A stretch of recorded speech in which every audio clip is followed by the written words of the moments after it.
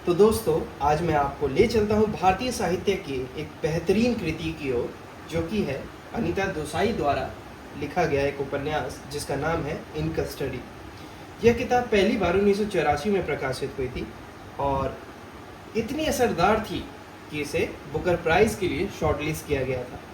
लगभग 200 पन्नों की यह किताब लिटरेरी फिक्शन की श्रेणी में आती है, यानी कि काल्पनिक किताब जिसे हम कह सकते हैं, काल्पनिक कहानी जिसे हम कह सकते हैं। शुरुआत करते हैं इसकी लेंथ और ब्रेथ से, ताकि आपको आइडिया मिल जाए कि आपके बुक शेल्फ में इसे रखने की सफिशिएंट जगह है या नहीं। लंबाई है इसकी ऑलमोस्ट 20 सेंटीमीटर और चौड़ाई है इसकी ऑलमोस्ट 13 सेंटीमीटर। थिकनेस की बात करें तो थिकनेस है इसका 2 centimetre, proper 2 centimetre. Overall book कुछ ऐसा दिखता है, लेकिन उससे पहले फ्रंट कवर कुछ ऐसा है हमारे पास, जो कि बहुत ही कैची है, बहुत ही इंटरेस्टिंग है। ठीक है, मिस्टीरियस थीम इसमें लग रहा है, बट स्टोरी कुछ डिफरेंट है। पीछे ऐसा है बैक कवर। पब्लिशर जो है हमारा पेंगुइन है। उसके बाद अनीता देसाई द्वारा जो और भी किताबें लिखी गई हैं उसका एडवर्टाइजमेंट, अनीता देसाई की इमेज, उनके बारे में, ऑथर के बारे में कि उन्होंने और भी क्या क्या पुस्तकें, कहानियाँ लिखी हैं वो। उसके बाद इसमें जो इंडेक्स वाला पेज है वो मिसिंग है, इंडेक्स वाला पेज मिसिंग है। ये टाइटल हो गया, इंट्रोडक्शन एंड देन सीधा चैप्टर नंबर 1। ठीक है, अब मोटा मोटा आप देख लीजिए, ये कुछ ऐसा नज़र आएगा।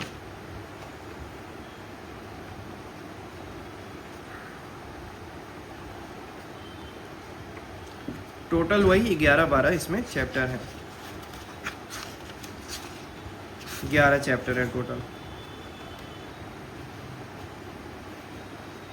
ठीक है, मैं सारी बुक आपको नहीं दिखा सकता, बट मोटा मोटा कुछ ये ऐसा दिखता है। ठीक है, सो 11 चैप्टर है इसमें। बाकी बुक की डिस्क्रिप्शन मैंने बता दी है। पेजेस की अगर बात करें तो ऑलमोस्ट 233 पेजेस इसमें हैं। 233 पेजेस मतलब 4 से 6 घंटा टाइम आपको इसे पढ़ने में लगेगा। अब चाहे इसे आप आधा घंटा करके पढ़ें, या फिर आप इसे 1-1 घंटा करके पढ़ें, या आप इसे एक बैठक में ख़त्म कर दें, ये चीज़ आपके ऊपर है। ठीक है, तो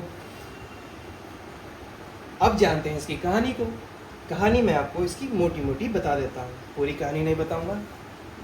मेजर जो 2-3 लाइन है वो बता देता हूँ, ताकि आपका इंटरेस्ट जो है इस किताब को लेकर बना रहे। इस कहानी में मुख्य पात्र देवेंद्र शर्मा है, जो दिल्ली के पास मिरांडा नामक छोटे से कस्बे में एक हिंदी के एक कॉलेज में टीचर है। लेकिन उनका असली प्रेम अगर बताएं तो उर्दू शायरी में है। ठीक है, वो भले ही हिंदी पढ़ाते हैं, लेकिन उनका इंटरेस्ट जो है उर्दू शायरी में ज़्यादा है। वो हमेशा सोचते हैं कि काश उनकी ज़िंदगी में शायरी की खूबसूरती, उनकी ज़िंदगी में शायरी की खूबसूरती भरी हुई होती। ठीक है, जैसे शायरी सबको खूबसूरत लगती है, वो उनका कहना है कि काश उनकी ज़िंदगी भी वैसे ही शायरी की तरह खूबसूरत होती। अब एक दिन उनका दोस्त जो जिसका नाम मुराद है, वो उर्दू पत्रिका में काम करता है। ठीक है, और जो न्यूज़पेपर होता है तो उसमें एज एन पब्लिशर उनका फ्रेंड मुराद काम करता है। उसे एक अनोखा अवसर देता है, किसे? हमारे देवेंद्र शर्मा को। कौन? मुराद। अब मुराद कहता है देवेंद्र को, मशहूर एक शायर है जो कि अब बूढ़े हो चुके हैं, कहें तो टूट चुके हैं, जिसका नाम होता है नूर जहांबादी। ठीक है, उसका इंटरव्यू लेने जाना है।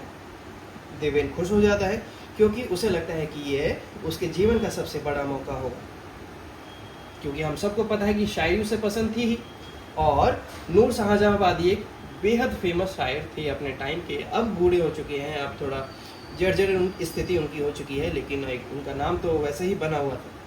तो देवेंद्र ने सोचा कि इतनी अच्छी अपॉर्चुनिटी वो कैसे मिस कर सकता है।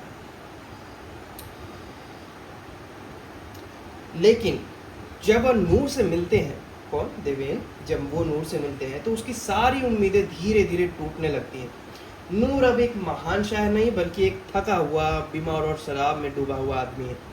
उसके घर में हमेशा झगड़े होते रहते हैं, उसकी बीवियां आपस में लड़ते रहती हैं, उससे उसका फ़ायदा उठाते हैं और उसका मकान गंदगी और अराजकता से भरा हुआ है। देवेन बार बार उनसे कुछ अच्छे इंटरव्यू या रिकॉर्डिंग लेने की कोशिश करते हैं, लेकिन हर बार हालात बिगड़ जाते हैं।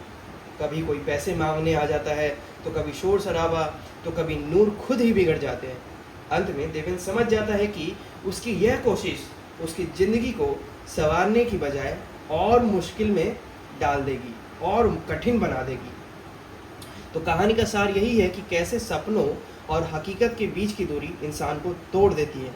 देवेन सोचता है कि उसे अमर शायरी और नूर की दुनिया मिलेगी, लेकिन उसे मिलती है तो बस अफसोस और बस मोहभंग। साथ ही उपन्यास दिखाता है कि कैसे उर्दू भाषा और उसकी संस्कृति धीरे धीरे कम होते जा रही है, कैसे घट रही है, जबकि हिंदी और अंग्रेज़ी समाज में हावी होते जा रही है। मैं बात कर रहा हूँ 1984 की।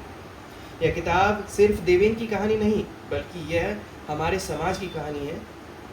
बदलती भाषाएं, टूटते सपने और इंसानी असफलताओं की। इनका स्टडी उनके लिए है जो भारतीय समाज और साहित्य को गहराई से समझना चाहते हैं। यह किताब आपको सोचने पर मजबूर कर देगी कि हम सपनों और अपनी संस्कृति को कहाँ खोते जा रहे हैं। तो दोस्तों, अगर आप एक ऐसी कहानी पढ़ना चाहते हैं जो दिल को छू ले और दिमाग में सवाल छोड़ जाए, तो इनका स्टडी आपके लिए है। आप इसे पढ़ सकते हैं। धन्यवाद।